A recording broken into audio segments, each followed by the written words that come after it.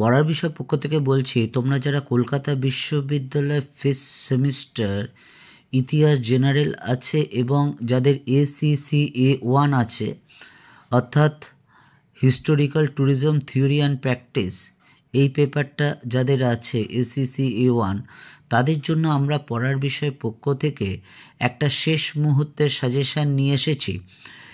আমরা যে সাজেশানটা নিয়ে এসেছি সেটাতে বলবো তোমরা একটা 50 নম্বর খুব ভালো করে পড়বে এবং দুটো 15 নম্বর তোমরা খুব ভালো করে পড়বে। এইগুলো যদি তোমরা পড়ো, অর্থাৎ 50 নম্বরে একটা, 15 নম্বরের দুটো, এইগুলো যদি তোমরা খুব ভালো করে পড়ো তাহলে তোমরা পরীক্ষায় অবশ্যই কমন পাবে এবং আশা করি ভালো নাম্বার পাবে।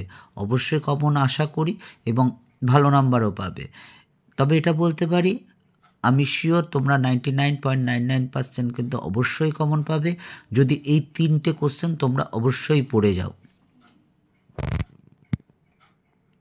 তোমাদের ফিফথ সেমিস্টারে পরীক্ষা শুরু হয়ে গেছে এবং সামনেই তোমাদের পরীক্ষা, আর 8-9 দিনের মতো বাকি আছে।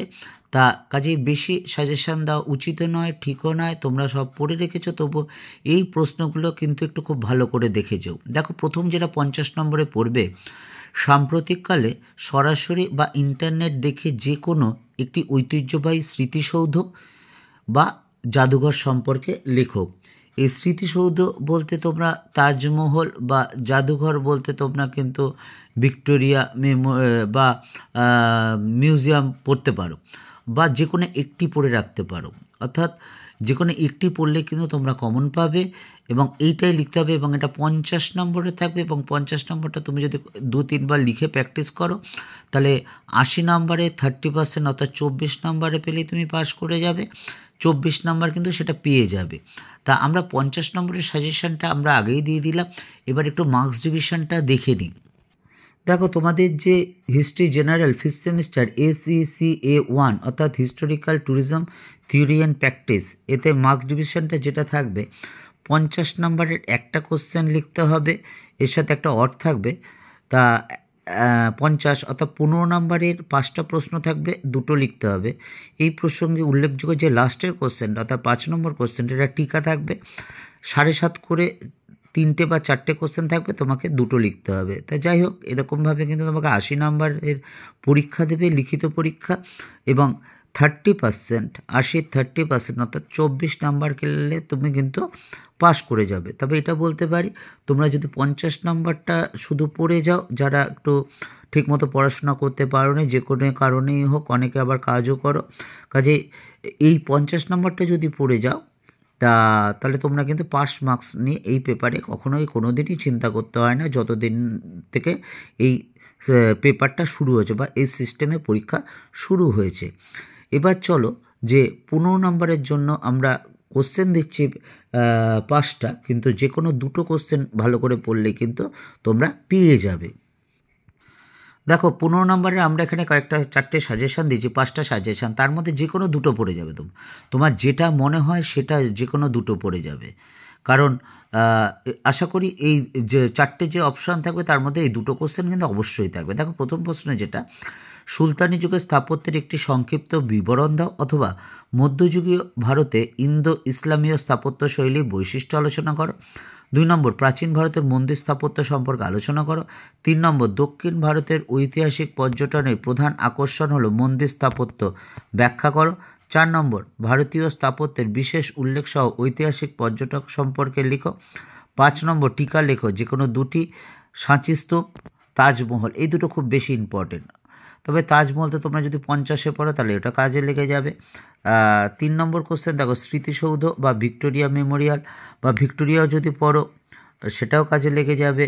অবশ্য ভিক্টোরিয়াটা দরকার নেই, মানে 50 নম্বর হিসেবে বলছি আমি, কারণ তুমি তাজমহল আর জাদুঘর পড়লেই হয়ে যাবে। এবং 4 নম্বর কোশ্চেন, টিকা লেখো, হাজারদুয়ারি বা আদিনা মসজিদ। তবে যদি 7-এরগুলো 7.5-এরটা পড়ো, টিকা পড়ো আর কি, তাহলে প্রথমের দুটো, অর্থাৎ সাঁচি আর তাজমহলটা কিন্তু অবশ্যই ভালো করে পড়ো। তাহলে এই 5টার মধ্যে যে কোনো দুটো কিন্তু ভালো করে পড়ে যাও। আগে দুটো ভালো করে পড়ো, তারপর সেটা হজম করতে পারলে বাকিগুলো পড়ো। তাহলে আমরা কি বললাম, 3টে জিনিস বললাম। এক হচ্ছে 50 নম্বরটা খুব ভালো করে পড়ো, এটাই আসবে, এই কোশ্চেনটাই আসবে, যতবার এসছে এই কোশ্চেনটাই এসেছে, পরের বারও এই কোশ্চেনটাই আসবে। তাই এটা খুব একটা মানে বলাটা খুব একটা মানে কি বলবো, বুঝতেই পারছো কি বলছি। তুমিও পারবে, পরের বছর তুমিও বলে দিতে পারবে, বা এই বছরই বলতে পারছো। আর 15 নম্বরে যেটা যেটা 4টে বা 5টা কোশ্চেন থাকবে, 2টো কোশ্চেন লিখতে হবে। তোমরা এই 5টার মধ্যে যে কোনো 2টো পড়ে যাবে, তোমরা কিন্তু আশা করি 2টো যে কমন দরকার তোমরা পেয়েই যাবে। এবং যারা আরও ভালো করতে চাও বা কোনো রকম রিস্ক নিতে না চাও, তারা 3টে বা 4টে বা পারলে পুরোটাই পড়ে যাও, তাহলে কিন্তু পরীক্ষা অবশ্যই ভালো হবে। পড়া বিষয়ের পক্ষ থেকে এতটুকু, বেশি কথা বলছি না, সামনে পরীক্ষা চলে এসছে, বেশিক্ষণ লং ভিডিও করাটা ঠিকও নয়, কাজে এইটুকু পড়ো, এখন শেষ মুহূর্ত। এবং যখনই যেটা পড়বে লিখে কিন্তু অবশ্যই প্র্যাকটিস করবে। লিখে প্র্যাকটিস করলে তোমার যে লং কোশ্চেনের যে 50 বা 15 তোমার কিন্তু কখনোই ভুল হবে না। আমরা অনেক সময় দেখেছি কিছুটা লেখার পর বা অর্ধেকের বেশি লেখার পর তার আর মনে পড়ছে না, কারণ লিখে প্র্যাকটিস নেই, ভুলে গেছে, এবং কোন জায়গাটা ভুলে গেছে সেই জায়গাটার থেকে কিন্তু বেরিয়ে আসতে পারছে না। এটার একটাই সমস্যার সমাধান, যে তোমাকে কিন্তু ভালো করে লিখে প্র্যাকটিস করতে হবে। কাজে লিখে প্র্যাকটিস করলে তোমাকে কিন্তু আর চিন্তা করতে হবে না। পরের বিষয়ের পক্ষ থেকে এতটুকুই, অগ্রিম শুভেচ্ছা রইল। তোমরা শুধু 5th সেমিস্টার খুব ভালো করে পাস করবে তা নয়, 6th সেমিস্টার বা গ্র্যাজুয়েশনে খুব ভালোভাবে পাস করবে এবং জীবনে সফল লাভ করবে। এবং আমরা যেটাও বলেছি যে তোমরা গ্র্যাজুয়েশন প্রায় কমপ্লিট করতে এসেছো, তোমরা এরপর কী নিয়ে পড়লে ভালো হয় বা উচিত না উচিত সেটা যদি আমাদের কমেন্টসে জানাও, আমরা অবশ্যই আমাদের সাধ্যমতো চেষ্টা করব। কারণ আমাদের এই পড়ার বিষয়ের চ্যানেলে কেরিয়ার কাউন্সিলর 3 জন আছেন, যার সবচেয়ে যিনি অভিজ্ঞ, তিনি 37-38 বছরের অভিজ্ঞ, তিনি রিটায়ারও করে গেছেন।